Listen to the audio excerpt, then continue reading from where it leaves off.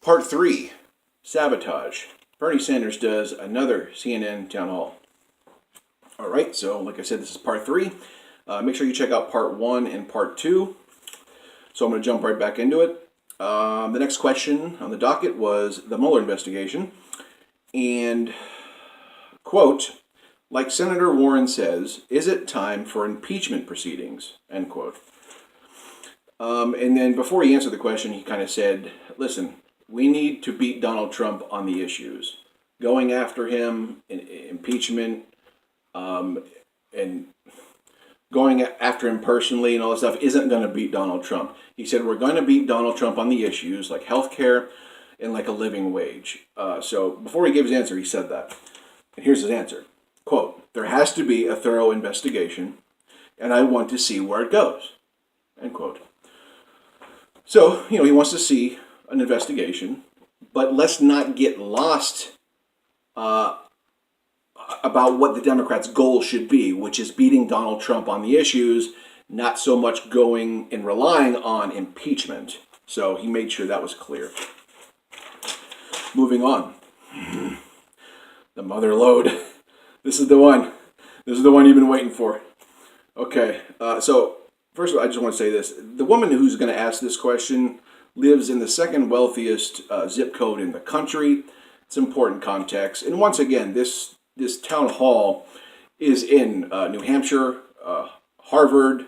These are Harvard undergrads asking these questions. So, of course, you're going to find some of the wealthiest people in there. But it's important context. Here we go. Quote.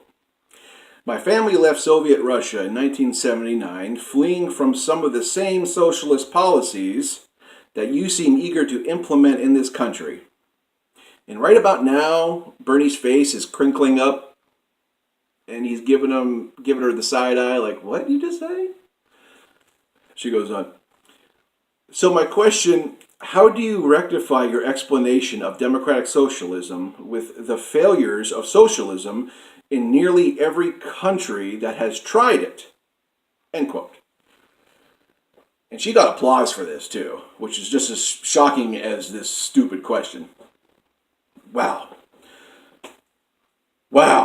I'll just give you his instant remarks.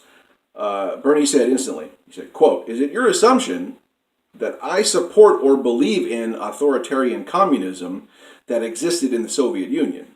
Well, I don't. I never did, and I oppose it now. I believe in a vigorous democracy, end quote. So, of course he does. And then he got into democratic socialism, and he unpacked a bunch of talking points about democratic socialism that most of us know, so we'll just kind of skip that and get back to this question. Wow. What a fallacious question. First of all, this person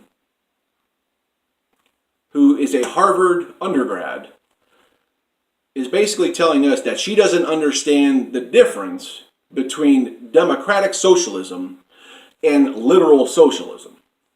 She completely conflated it. And once again, that's a right-wing talking point. Socialism is socialism, okay?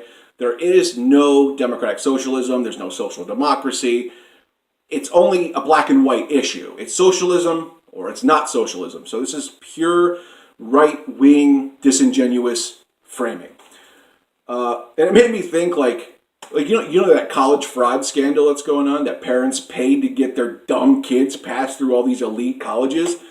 I'm thinking she's one of those dumb kids because you're a Harvard undergrad and you don't understand the differences between democratic socialism and socialism. Come on now. This is beyond disingenuous framing. This is just flat out stupid. And it just sucks that Bernie has to be in this position to answer stupid questions and say things like, oh, that's a good question, and, just being polite and stuff. Like, what a joke. But if you look around Twitter and the internet, this woman and her classmates are just getting reamed for this disingenuous framing and just this stupid question that completely conflates democratic socialism and socialism. Just amazing. Anyway, I'm going to come back with part 4. Make sure you leave me a comment. Let's talk about this. Make sure you like, share, and subscribe. I'll talk to you soon.